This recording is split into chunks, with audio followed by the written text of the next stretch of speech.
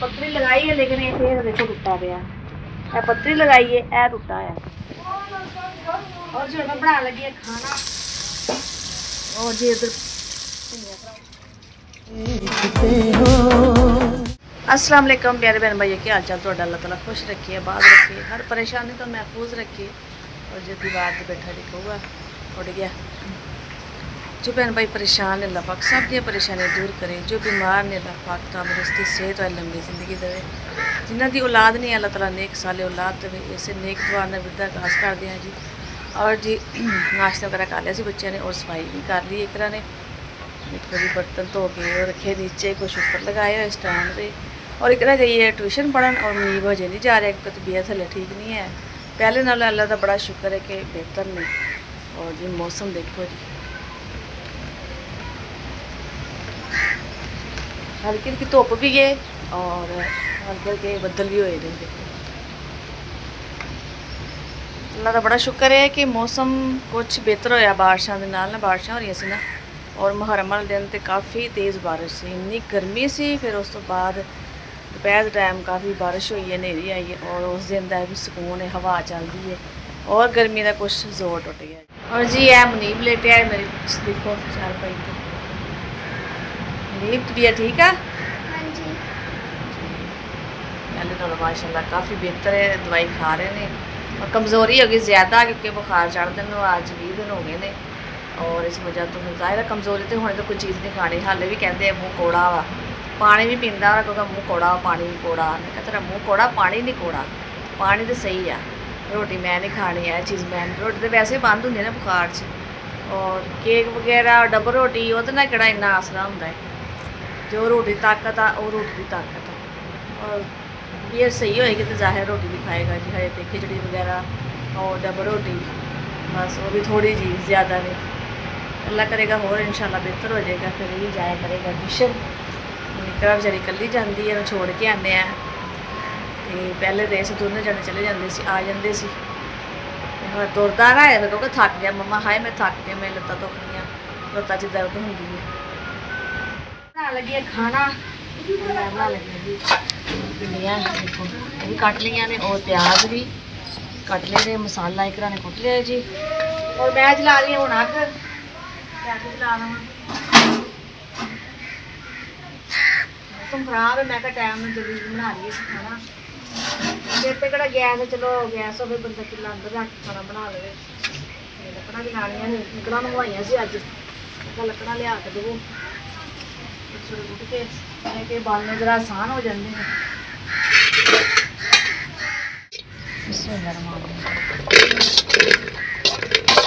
और अद्धियां पहले पा के तल लवांगी घ्यो दे विच, अद्धियां बाद विच।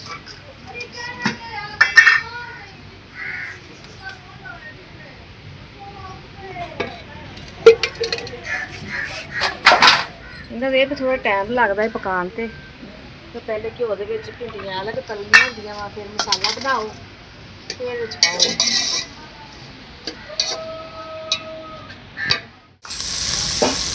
और जी इधर भिंडियां फ्राई हो रही ने, और यह हो गई ने।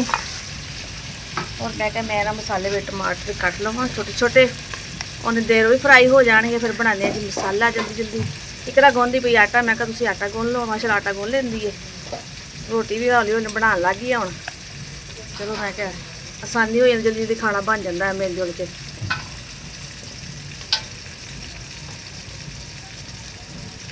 भिंडियां फ्राई कर ली है। हाँ जी फ्राई हो गई ने, और हुण कढ़ लेने जी। बनाने मसाला प्याज की तरह भुनने। देखो माशाल्लाह परात भरी लगन दे जी। हुण देखो फ्राई कीतियां ते हुण थोड़ियां जिहियां हो गईयां।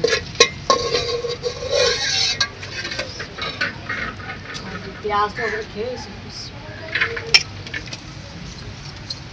प्याज़ का पानी खुश कर लिया सी। फिर वो लाल नहीं होंगे प्याज का पानी।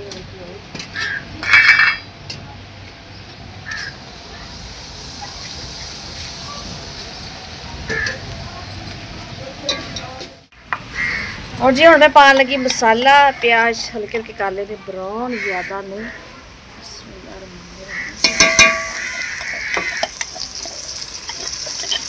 ਜ਼ਿਆਦਾ ਲਾਲ ਨਹੀਂ ਕੀਤੇ ਕਿਉਂਕਿ ਮੈਂ ਕਿਹਾ ਹਲਕੇ ਜਿਹਾ ਲਾਲ ਸਹੀ ਇਹਦੇ ਵਿੱਚ ਮੈਂ ਥੋੜੀ ਅੱਗ ਤੇਜ਼ ਕਰਾਂ ਅੱਗ ਤਾਂ ਮੱਧਮ ਹੋ ਜਾਂਦੀ ਹੈ। और जी देखो माशाल्लाह मसाला कितना प्यारा बन गया है भुज गया और तो पा लेंगे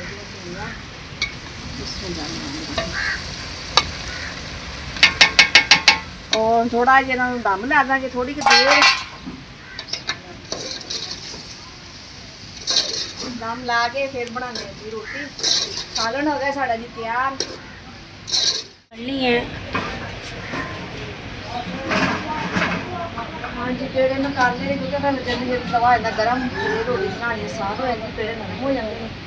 सालन बन गया बस हो जाएगी रोटी।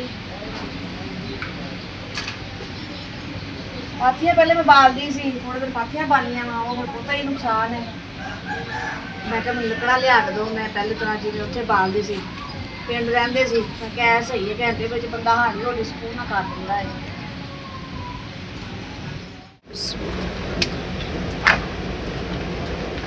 माशा तवा हो गया जी गर्म सेक बड़ा पैंदा है ना अग का बाहर निकलती है ना वो नाल हवा दे नाल सालन और रोटी मुनी बैठ गए मेरे नाल कहते मम्मा मैं भी खानी है रोटी मैं कहा तुम भी खा लो अगर तुहाडा भी सही रोटी सही लगती है क्योंकि पकौड़ा सी ना बुखार की वजह ना काफ़ी दिन अगर रोटी वगैरह तो नहीं खाती चलो मैं कहा खा के देख लो तो सही लगती है क्योंकि ताकत फिर तुहानू पता रोटी विच पापे और डबल रोटी तो कोई ताकत है ही नहीं।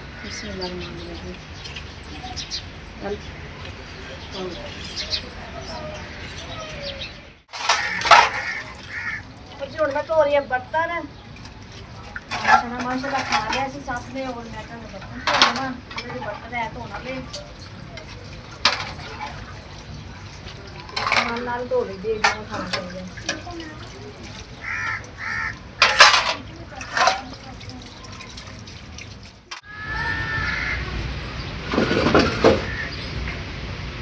मैं क्या हो रहा कि शाम का टाइम और वैसे भी जिन्हें मौसम खराब है धुप तेरी बेटी कोई नहीं सी